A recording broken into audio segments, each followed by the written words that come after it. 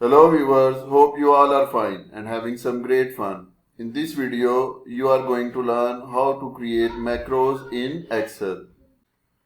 In Excel, if you have to apply different function and formulas and even formatting to different sheets. Suppose here you can see this is sheet number 5 and this is sheet number 3. We have almost same table on sheet 3 and sheet 5. But the values of column A and B differ from sheet 3.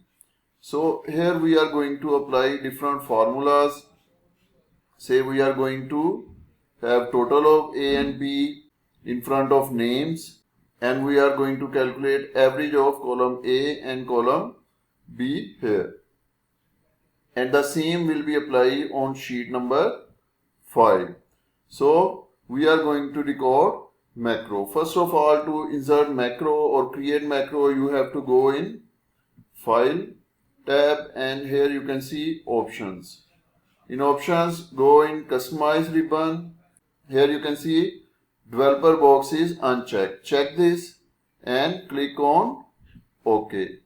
Now you can see here developer tab is added in the ribbon. So go in developer tab, and here is the option record macro. Once you will click on record macro, and here you can see you have to give macro name. Say I am giving it name how to tech, and here you have to create a short key to apply this macro in other sheets. So I am saying Control plus H. So it has created Control Shift plus H. Store macro in, I am saving it to this workbook. You have different option here, but I am saving in this workbook. And click on OK. And here you can see stop recording. It means the macro has started recording.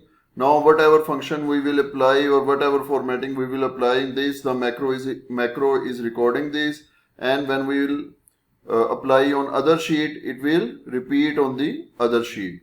So first of all, I am going to calculate the total by going in home tab, and here by auto sum, and I am dragging it to remaining column, and to get average I am calculating here,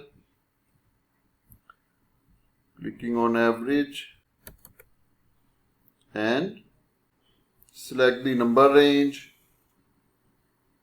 and enter, and then drag this formula to remaining. And now I am changing the fill color of this column by going in fill color.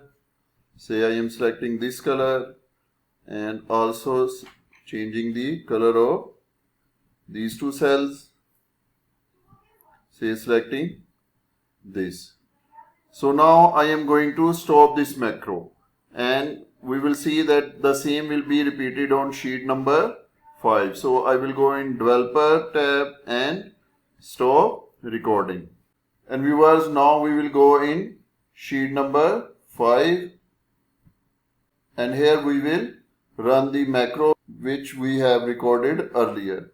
So to run the macro, go in macro, and here you can see how to tag.